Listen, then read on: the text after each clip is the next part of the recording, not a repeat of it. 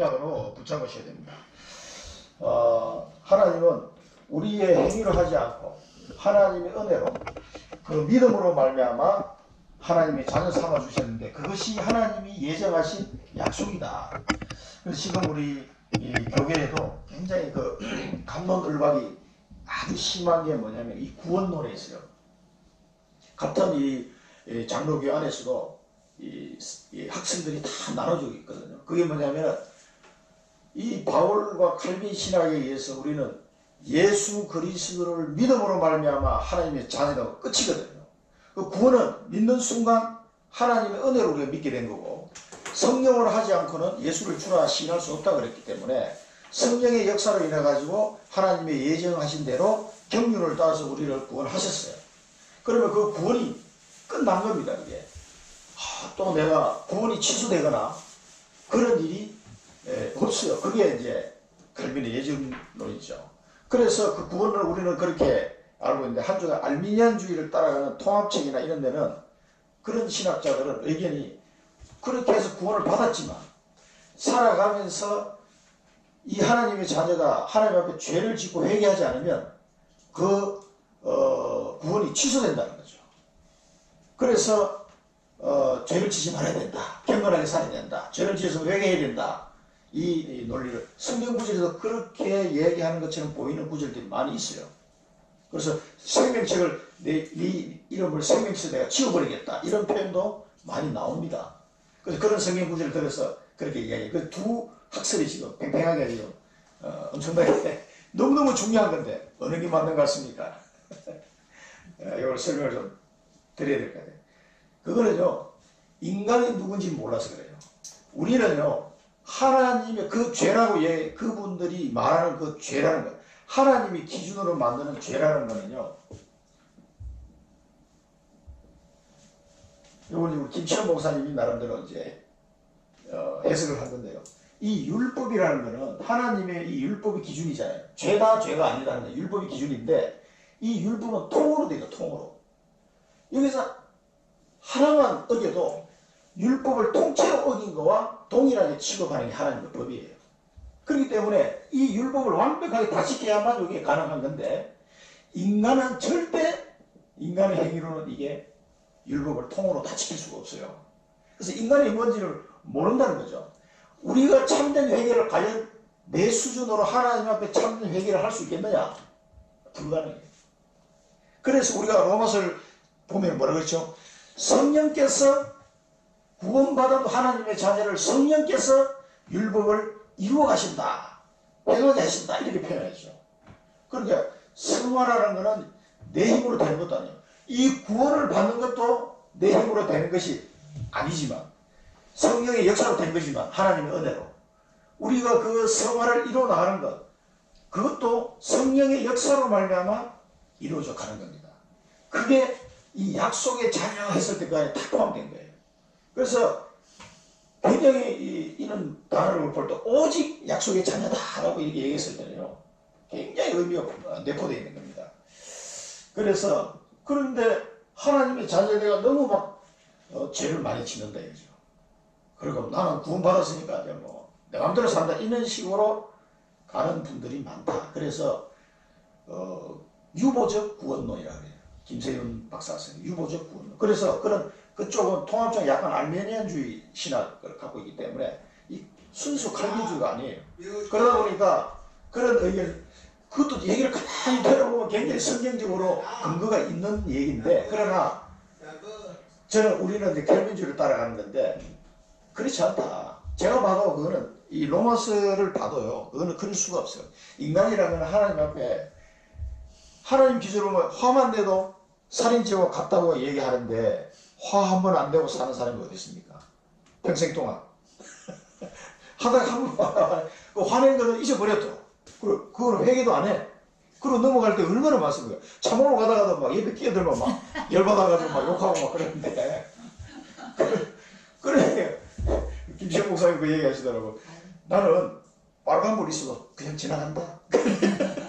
네, 사람이 아무도 없을 때 차도 안 다니고 사람도 아무도 없는데 빨간불이라고 가만히 서 있으면 그 자기는 좀 이상하더래. 그럴 때는 딱 눈치 보고 지나가는데 나 교통법규 어겼는데? 그러면 어떻게 된 거야? 그럼 그거 지나가는데 회개하냐? 다 잊어버려. 또 회개도 안 해. 인간은요, 하나님 앞에 완벽하게 회개할 수 없습니다. 그 회개라는 건 오늘 여기 서론에서 좀 말씀드릴 텐데요. 우리가 회개는 진짜 회개는 그런 게 아니에요. 사단에게 우리가 속는 인생을 사는 이유가 뭐냐면 창세기 3장에 뭐라고 그랬습니까? 창세기 3장이 나중심이란 말이야. 하나님의 중심으로 살던 인간이 내가 하나님처럼 되겠다고 해서 나중심으로 바뀌어버렸어요. 범죄하고 난 뒤에. 그래서 이 나중심이라는 게 굉장히 깊이 우리 영혼 속에 각인이 되어 있어요. 이거 정말 뿌리 안 뽑힙니다, 이게. 그래서 이 나중심이 되어 있다 보니까 우리가 뭐냐면 그리스도가 주인이 되어야 되는데 그리스도가 주인이 되는데 방해가 되는 거예요. 나중심이라는 이다. 그래서 그리스도가 주인이 안 돼. 하나님의 자녀가 되어도. 이 그리스도가 주인이 되지 못하게 방해하는 핵심이 나중심이에요. 이걸 회개해야 되는 거예요, 사실은. 그래서 그리스도가 주인이 되는 삶을 살아야 되는데 그래야 아까 말한 성화의 단계를 이루어가는 거거든요. 근데 그리스도가 주인이 안 되니까 나중심이니까 하나님의 뜻에 맞는 삶이 안 된단 말이에요. 자꾸 삑사리가 나는 이제는. 그래서 갈라디아서 2장 20절처럼 이제는 내가 내 안에서 내가 사는 것이 아니다. 그리스도께서 사는 것이다. 그리고 그리스도가 주인이 된 이 부분을 우리가 늘 생각하면서요. 이거 회개해야 되는 거예요. 그 다음에 창세기 6장에 뭐랄까 물질 중심이에요. 물질 중심. 이것도요. 얼마나 우리 영혼 속에 깊이 각인되는지 모릅니다. 월급 많이 받으면 훌륭해 보여요. 연봉이 1억이 넘었어. 훌륭한 분이구나. 나도 뭘 말을 안 하는데 저 사람은 연봉을 우리 대학 선배 중에는 그 삼성전자 사장까지 했으니까 연봉을 63억을 받았어. 야, 그래 사람들이 그 돈 다 어디다 쓰나 봐 이러더라고. 옛날에요, 그것도. 그러니까 물질 중심에 전부 다 기준이요, 물질이에요. 그래서 이게 이제 창세기 6장인데 이게 우리 사단의 장난으로 이래가지고 우리 마음속에 굉장히 깊이 뿌리 내리고 있습니다. 이게 각인되고 뿌리 내려져 있어요. 그래서 이것을 방해하는 이 물질 중심 때문에 방해되는 게 뭐냐면 복음의 가치를 계속 놓칩니다. 복음의 가치를. 이 복음의 가치가 돈 몇 푼보다 가치가 있다고 느껴지지 않는 거예요. 실질적으로. 솔직하게 내 마음속에. 그래서 지난번에도 얘기했지만 옛날에 동부하이텍 다닐 때 그 후배가 그 얘기 하더라고. 자기 월급 30% 깎인 거에 대해서 막 너무 열내가지고 막 그래. 너는 네 주변에 불신자에게 복음 전할 생각은 안 하면서 30% 월급 깎인 거에 대해서 너무 억울하고 너무 분하지. 막 웃더라고 이제. 뭔 말 하려고 하는지 아니까. 진짜 자네 월급 통장에 100만 원이 탁 더 들어왔어. 평소보다. 그때 느끼는 그 기쁨하고 불신자에게 복음 전해서 그 사람이 예수 영접하고 하나님 자녀 됐을 때 오는 그 기쁨하고 솔직히 어느 것이 더 크냐. 그러니까 100만 원 더 들어오는 게 솔직히 아직 더 기쁨 같다고 솔직히 얘기하더라고. 그러니까 그게 뭐냐면 사람들 마음속에는요 이게 무지하게 깊이 뿌리되어 있습니다. 그래서 우리가 복음의 가치가 얼마나 크고 중요하다는 걸 생각을 하는데 진짜 내 마음속에 이게 잘 안 돼 있어요. 그래서 이 복음의 가치를 진실로 깨달아야 이 물질 중심이란 여기서 이제 벗어나게 되는 거예요. 그래서 사도 바울은 빌립보서 3장 8절에서 뭐라고 했습니까? 내가 그리스도를 알고 나니까 내가 가지고 있던 건 다 배설물이다. 그걸 발견한 거거든요. 이 대단한 발견입니다. 이게 정말 하나님 은혜고요. 그래서 우리 복음의 가치가 어떤 물질보다도 더 크다는 사실을 진실로 내가 고백이 돼. 이거 안 되는 거 회개해야 되는 거예요. 사실은. 다른 게 회개가 아니라니까.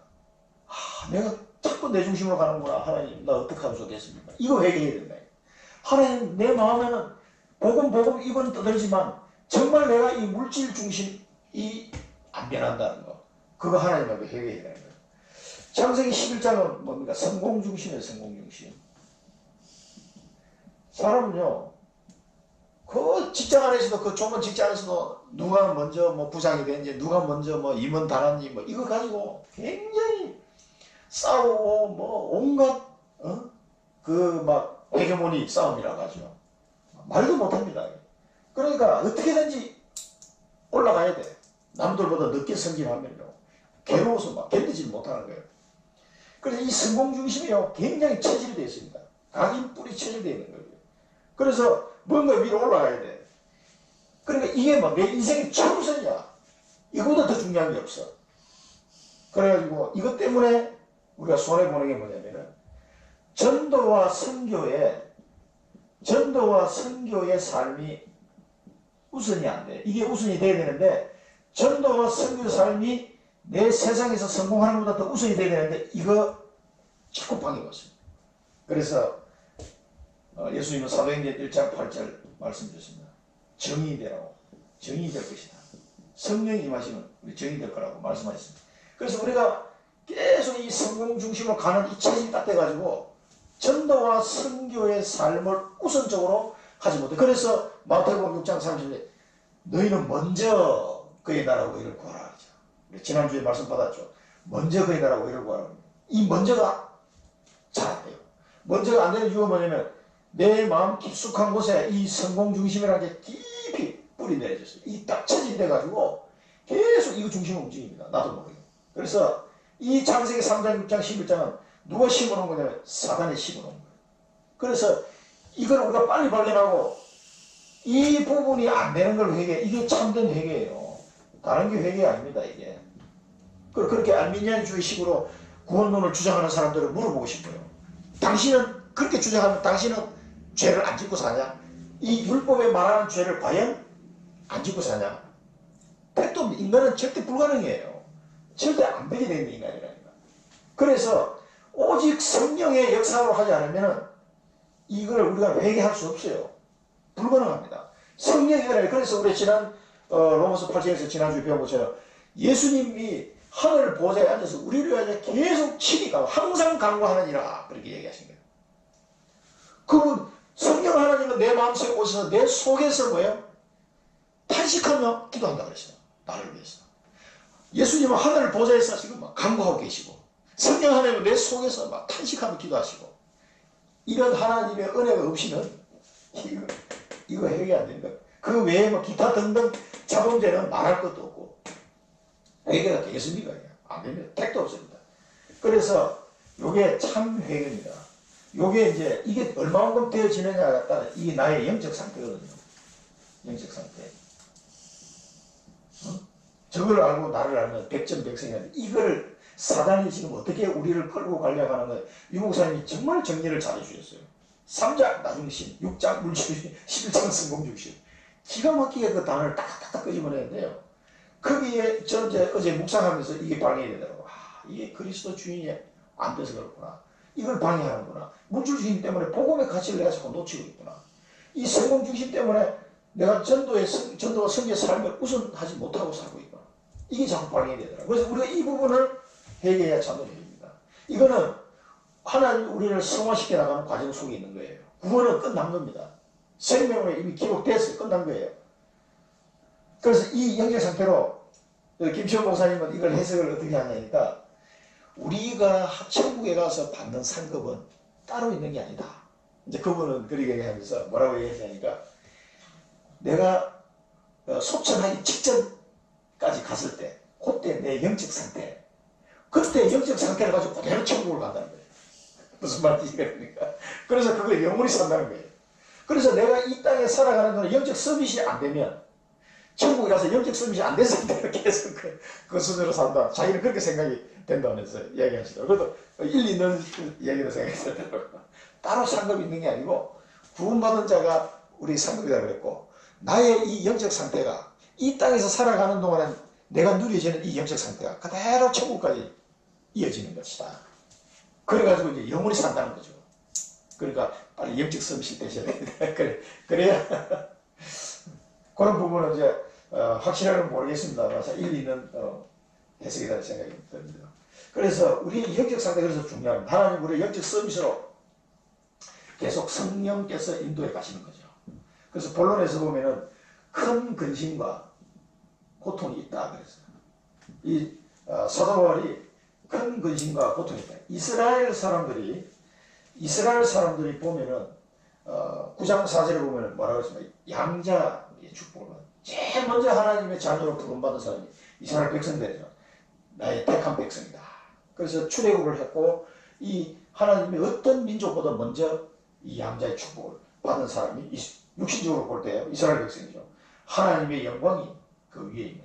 그래서 그 성막을 지어놓고 모세가 그 성막에서 하나님과 대면한 장면 나오잖아. 구름이 빽빽한 구름이 그 성막에서 하나님의 영광이 충만하였더라 그랬거든요. 그 출애굽기 마지막에 보면 성막을 완성하고 출애굽기 중요한 게요. 홍해 갈라지는 게 아니에요. 6월절과 성막이에요.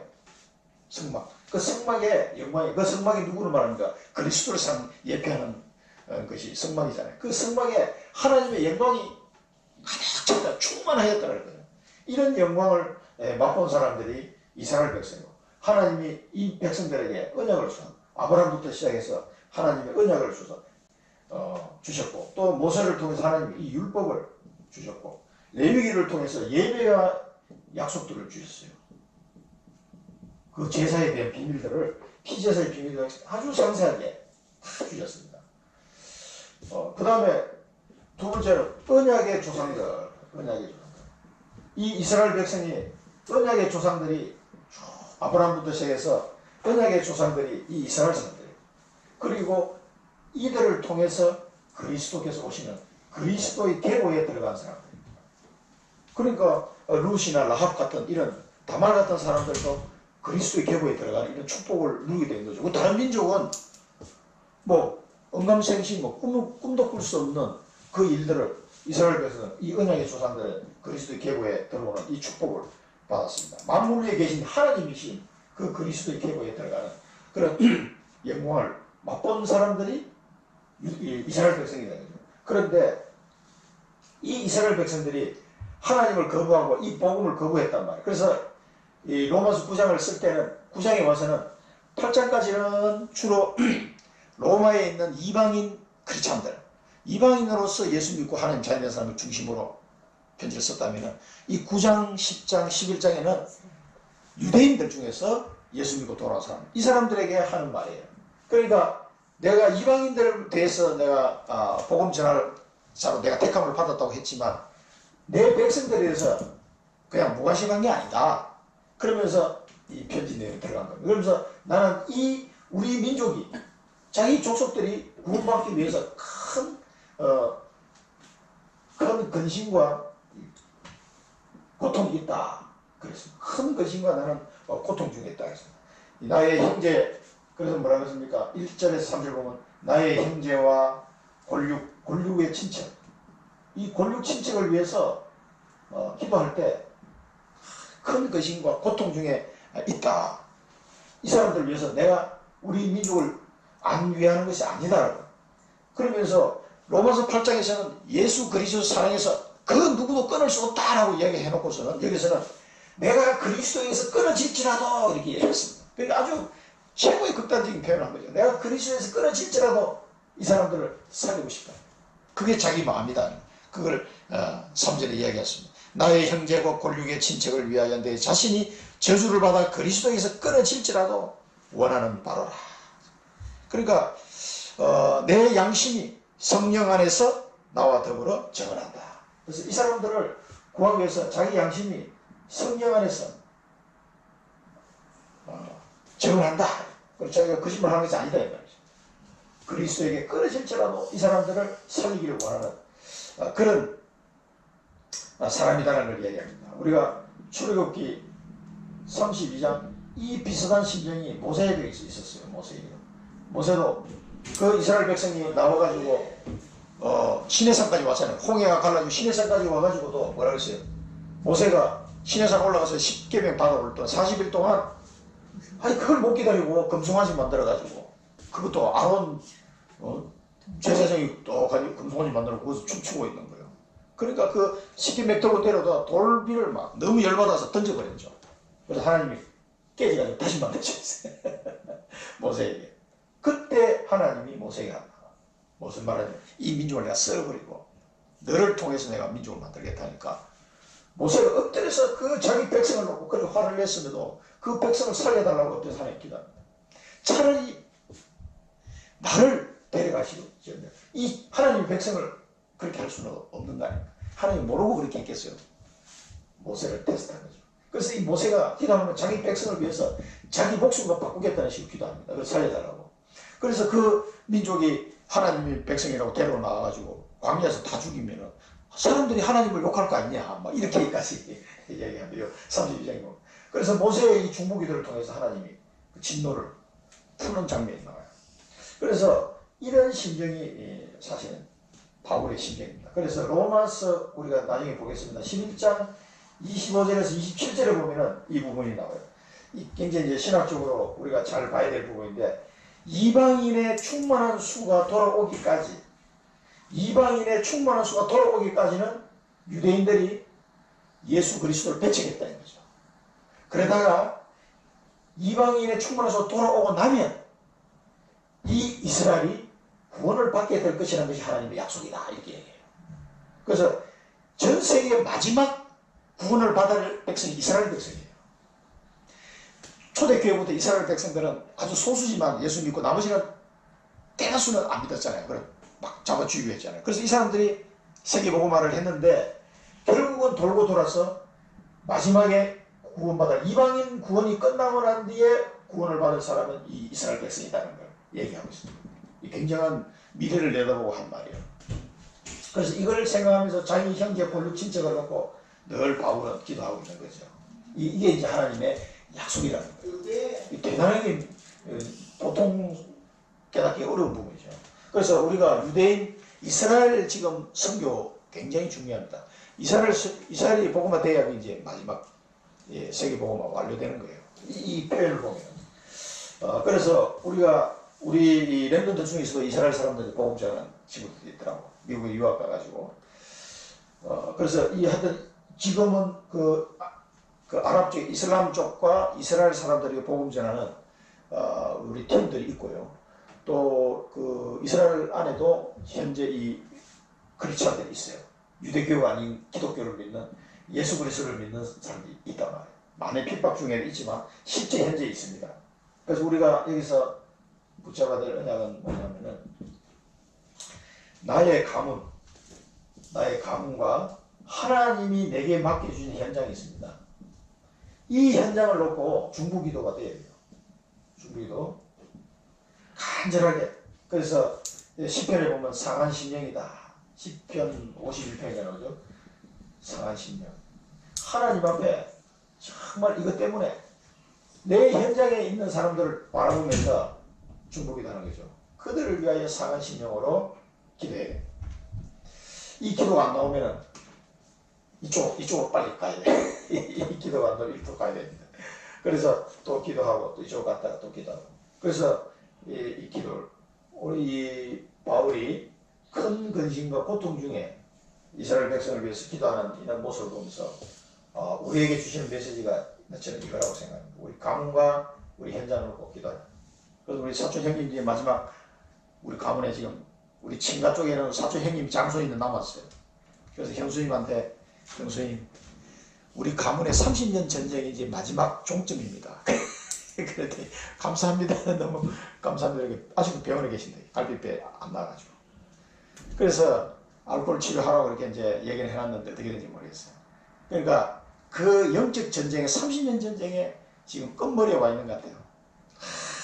그 사촌 형님만 돌아오면 이제 우리 친가 쪽은 거의 다는데 다음 주 토요일 날 우리 육촌 동생이 딸 결혼식 한다고 거제도에 꼭 와야 된다고 해가지고 거제도까지 다음 주 토요일 갔다 와야 되는데 그 친구도 우리 육촌 동생인데 그 집안에 이제 장손이거든. 나하고 나이가 같고 그 집이 장남이에요. 그래서 계속 그 장남을 놓고 이제 기도하고 있는데 박철효 나 저보다 2달 뒤에 태어나가지고 철수고 철효 아버님이 이름을 지어주셨죠.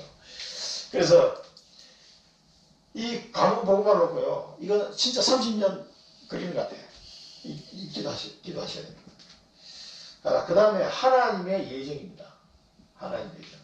오늘 하나님의 경륜과 예정과 경륜에 대해서 이게 나오는데요. 뭐라고 그랬냐면은 아브라함의 씨가 다 아브라함의 씨가 아니다. 후손이 아니라는 거죠. 아브라함의 씨. 아브라함의 씨로 태어났지만 여기서 뭐야? 오직 이삭. 오직 이삭으로부터 난 자라야 아브라함의 씨라고 말한다. 이스라엘에서 난 자들이 다 이스라엘 백성이 아니다 이거죠. 뭐야? 오직 이삭. 그러니까 이스마엘이나 또 아브라함의 후처 그두라를 통해서 난 6명의 아들이 있었죠. 또 첩을 하가를 통해서 난 이스마엘이 있었죠. 그 7명의 아들은 아브라함의 씨가 아니라는 거예요. 육신적으로는 아브라함의 씨지만. 그래서 오직 이삭입니다. 그래서 오직 이삭은 언약의 약속의 자녀예요. 언약의 자녀예요. 그래서 오직 이삭을 통해서 난 자라야 아브라함 후손이라고 할 것이다. 이게 이제 우리하고 관계가 있는 거죠, 사실은. 그래서 육신의 자녀가 자녀가 아니다. 뭐라고 했습니까? 오직 약속의 자녀. 오직이라는 단어가 참 많이 나옵니다. 약속의 자녀가 아브라함의 씨로 인정을 받는다. 오직 약속의 자녀라야 육신의 자녀가 아니라 오직 약속의. 그래서 이 1번은 어떻게 보면 육신적인 계보를 얘기한 거고요.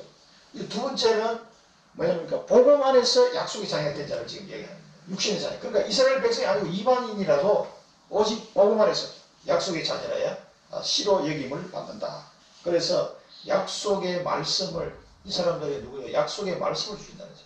그래서 여기서 지금 사라에게 하나님 말씀 주신 것을 지금 설명하면서 약속의 말씀을 주신다. 약속의 자녀에게는. 그래서 우리가 말씀을 잘 잡아야 되는 거죠. 그러면서 한 사람 더 리브가 예를 들면서 야곱과 에서에 대한 얘기를 하죠. 선악을 아직 선과 악을 행하지 않을 때에 하나님이 택함을 받았습니다. 하나님 택하실 때 야곱과 있어. 그래서 행위로 하지 않고 오직 부르시는 이로 말미암아 된 것이다. 그래서 야곱은 사랑하고 에서는 미워한다. 야, 이런 거 보면은 어떻게 생각합니까? 뱃속에 있는데 아직 이 애들이 태어나서 선한 일을 하거나 하나님 앞에 뭔가 이렇게 행위를 한 것도 아닌데 야곱은 사랑하고 에서는 미워합니다. 이게 하나님의 예정이고 선택이에요. 이거 어쩔 수가 없어요. 오직 하나님으로 말미암음이니라. 행위로 한 것이 아니고 오직 부르시는 이로 말미암은 것이다.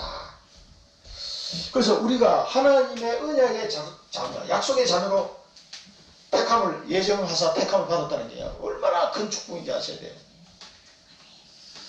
그래서 시편 71편에 보면은 시편 71편 6절에 보면 나의 어머니의 배에서부터 주께서 나를 택하셨사오니. 그러니까 어머니 배에서부터 택했다. 나의 어머니 배에서부터 주께서 나를 택하셨다. 그래서 나는 항상 주를 찬송하리이다. 어머니 뱃속에서도 우리를 택하시다. 이게 어마어마한. 그래서 교리사 시간에 그런 얘기 이제 발표를 했는데 복제인간에 대해서 막 발표를 했어. 복제인간. 그 사람은 그 복제인간에게는 영혼이 있겠냐 없겠느냐 막 그래가지고 감동을 봐요. 저는 영혼을 하나님 주신다고 생각해요. 제 생각에는. 근데 그게 이제 발표하신 분은 복제인간에게는 무성생식이니까, 유성생식이 아니고 무성생식이니까 하나님이 영혼을 안 주실 거다 이렇게 얘기하시더라고요. 그래서 저는 반박했어요. 주신다. 그 왜 주시냐? 유성생식으로 태어난 인간도 영혼이 있지만 온갖 악행을 다 하다가 하나님을 대적하고 배반하다가 그렇게 죽는 사람이 부지기 수다에 김일성이나 니체나 이런 사람 얼마나 많은 사람이 다윈 이런 사람은 하나님을 대적하다 그 사람이 영혼이 있는데 주시에도 불구하고 구원받지 못하고 하나님을 평생 대적하다가 지옥 간 사람이 너무나 많다. 저는 그런 생각이에요. 그러면 그 사람들은 영혼이 있음에도 왜 그렇게 해? 그러니까 구원을 받느냐 안 받느냐는 그 다음 문제고 영혼을 주실 거냐 안 주실 거냐. 왜냐하면 그 DNA가 체세포 복제를 하더라도 DNA가 나하고 완벽하게 똑같은 인간이거든요. 그래서 데리고 자궁을 통해서 태어나야 된다는 거예요. 그렇게 태어난 생명체가 얘는 하나님이 주신 인간이라고 하는 DNA를 가지고 있기 때문에 그 생명체도 하나님 영을 주시지 않겠냐. 저는 그렇게 생각해요. 구원을 받고 못 받고는 그 다음 문제예요. 사실은. 근데 그런 막 신학적으로 감동을 받는 게 답은 없어요. 우리가 영혼을 주시는 건 우리는 창조론을 믿거든요. 그러니까 아기가 잉태될 때 하나님이 그 육신에다가 영혼을 이제 부여하신다. 창조해서 넣어주신다. 이게 이제 생명 영혼 창조론인데 우리는 그걸 지지하는 쪽인데 저는 그렇게 봐요. 그래서 하여튼 불임 환자나 예를 들어서 사고가 나가지고 척추를 다쳤어. 그래서 이 사람은 남자가 아기를 낳을 수 없는 상태가 된 거예요. 근데 결혼을 한 상태고 어떤 교통사고가 나가지고 그랬을 때 그 여자는 건강해. 그럼 어떻게 해? 그 여자의 난자를 해서 그 핵을 빼내고 남편의 체세포에서 핵을 해서 집어넣어가지고 그 엄마의 뱃속에서 이제 아기가 자라도록 해서 이제 체세포 복제를 이용해서 그 사람들이 아기를 가질 수 있게 되거든요. 그러면 그 체세포는 무성생식이지만 사실은 엄마의 유전자 이제 하나도 없어요. 하지만 100% 아빠 거잖아요. 아빠는 뭔가 할아버지와 할머니의 유성생식에 의해서 나온 DNA거든요.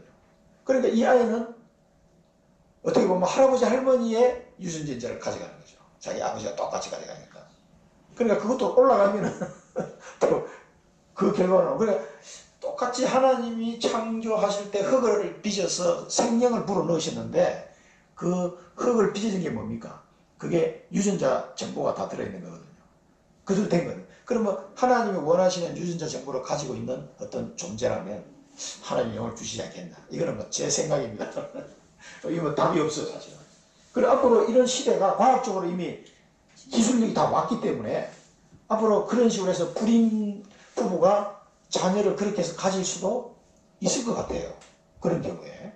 지금 아직 법적으로 허락이 안 된 거지만은 그거는 문제. 그보다 더 중요한 게 뭐냐면 유전자 조작이에요, 사실은. 저는 그게 유전자 조작을 해서 반인 반마 그리스 신화에 나오는 그런 하체는 나비고 위에는 사람이고 그런 형태의 어떤 잘못하면 나올 수도 있거든요. 이제 유전자 조작이 들어갑니다. 지금 우리 유전자 조작에 콩을 맨날 먹고 있잖아요. 지금 GMO. 그러니까 인간의 게놈 프로젝트가 완성되기 때문에 그거를 조작을 하면 이제 무시무시한 일이 벌어지는데 그거는 또 다 다른 문제예요. 그런 경우에는 과연 영혼을 이렇게 고민되는데 순수하게 유전자 조작을 한 게 아니라 그대로 체질과 곡절을 한 것 같으면 저는 영혼을 주시지 않겠다는 생각이 듭니다. 하나님의 예정을 생각하면서 그 얘기가 연결이 되더라고요. 어머니 뱃속에 있을 때 하나님이 밑에 있다는 거예요. 그러니까 정자와 남자가 만나서 생명체가 탄생하는 순간 하나님 이미 그걸 다 택하셨다는 거죠. 그래서 영접하는 자가 곧 그 뜻대로 부르신 이번 자는 요한복음 1장 12절 13절 보면 뭐라고 했어요? 영접하는 자가 그 이름을 믿는 자는 하나님의 자녀되는 권세를 주셨다. 그렇게 말씀하시면서 혈통과 육정과 사람의 뜻이 아니다. 그래서 오직 하나님께로 난 것이다. 그러니까 우리가 예수님을 영접하고 구원받는 것도 하나님께로서 난 것이지 내 의지로 내 생각으로 되어진 게 아니다. 하나님께로부터 난 것이다. 갈라디아서 4장 28절 29절에도 보면은 이삭과 같이 너희가 이삭과 같이 약속의 자녀다. 갈라디아 교회 보고 이야기한 겁니다. 너희도 이삭과 같이 약속의 자녀다. 왜? 예수 믿었으니까. 성령을 따라 난 자다. 성령을 따라 난 자다. 성령. 그래서 우리가 구원받는 거나 성화되어 가는 것도 전부 다 삼위 하나님의 은혜 속에 되어져 가는 거지 내 힘으로 되는 게 아닙니다. 이게 성령으로 난 자다. 그래서 우리의 미션은 하나님이 나를 예정하셨습니다. 하나님이 나를 예정하셨기 때문에 그래서 우리는 어떻게 돼요? 오직 하나님의 뜻을 찾아야 됩니다. 내 뜻이 아니고 하나님의 뜻이 어디 있는가 이걸 찾아야 돼요. 하나님이 나를 예정하셨다는 게 맞다면 반드시 나는 하나님의 뜻을 찾아야 돼요. 그래서 이 뜻을 따라 언약의 여정을 가야 됩니다. 당연하게 누구든지 하나님의 자녀라면 반드시 언약의 여정을 가야 돼요. 특별한 사람만 가는 게 아닙니다. 오직 하나님의 뜻을 찾아야 되고 그 하나님의 언약의 여정을 걸어가야 됩니다.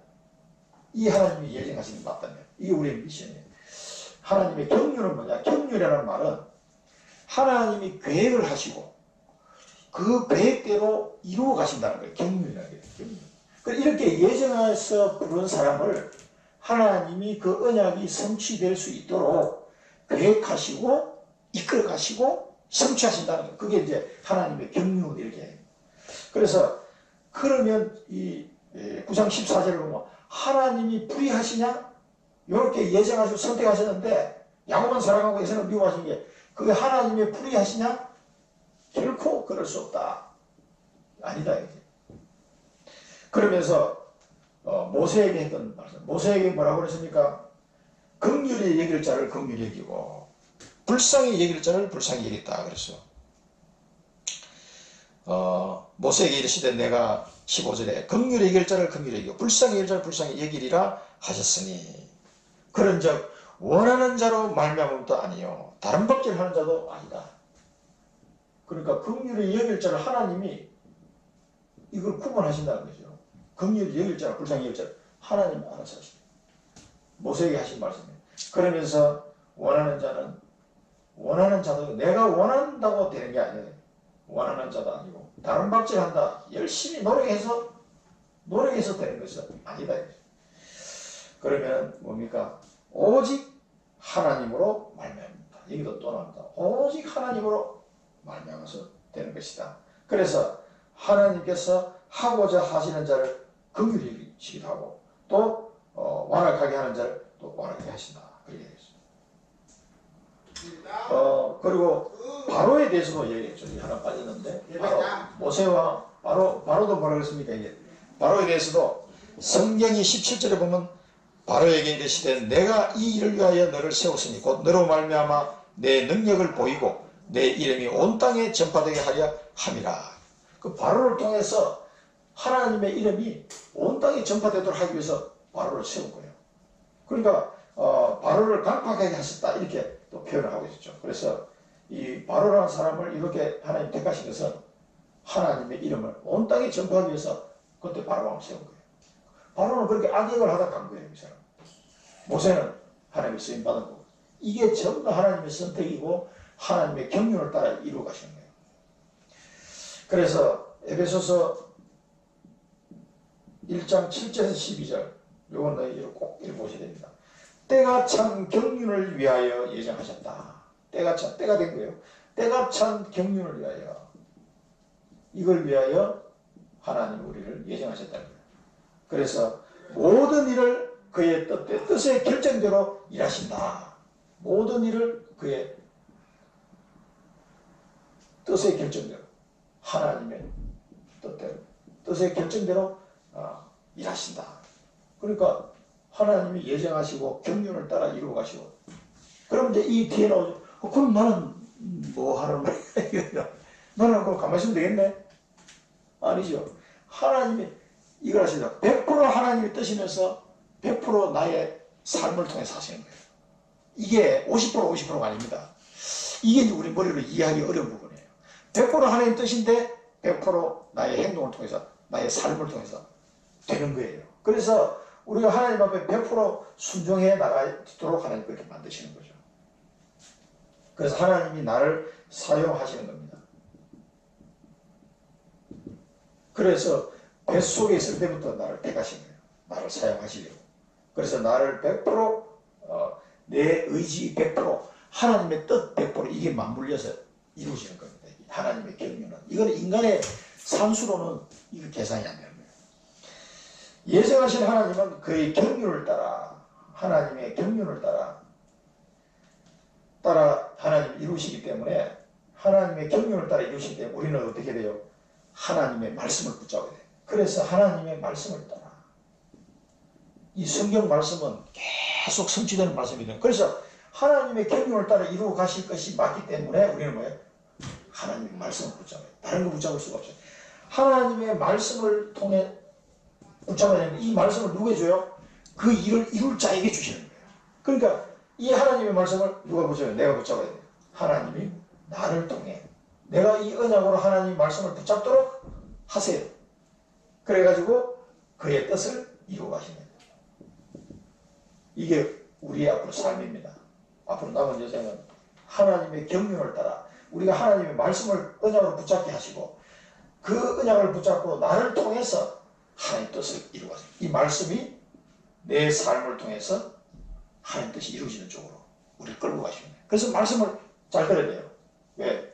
내가 하나님이 예정하시고 하나님의 경륜을 쫓아 나를 인도하시기 때문에 하나님 말씀이 어디로 가는 이 말씀의 흐름을 잘 따라가야 돼요. 그러면 하나님의 경륜을 이루는 쪽으로 쉽게 인도받게 되는 겁니다.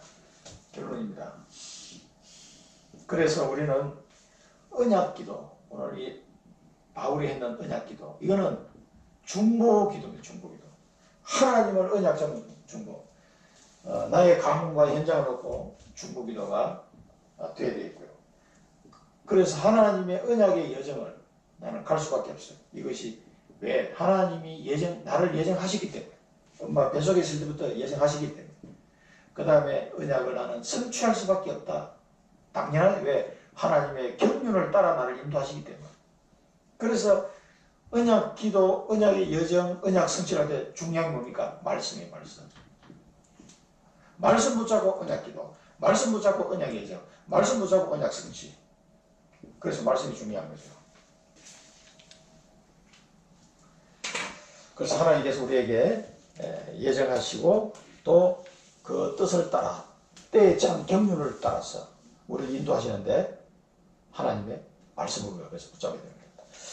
기도하겠습니다. 살아계신 하나님 아버지 은혜를 감사드립니다. 어머니 뱃속에 있을 때부터 하나님께서 우리를 택하시고 예정하사 하나님의 경륜을 따라 하나님의 기쁘신 뜻을 이룰 수 있도록 저희들을 인도하신 줄을 믿고 감사를 드립니다. 하나님 주신 오늘 이 말씀을 기억하면서 불신앙하지 않게 하시고 항상 하나님의 언약의 말씀을 굳게 붙잡고 그 말씀을 따라 인도하시는 하나님의 그 은혜를 누리는 자가 되게 하여 주옵소서. 이제는 기도와 언약의 여정과 언약 성취의 걸음을 당당하게 걸어가게 하옵소서. 예수 그리스도 이름으로 감사하며 기도드립니다. 아멘.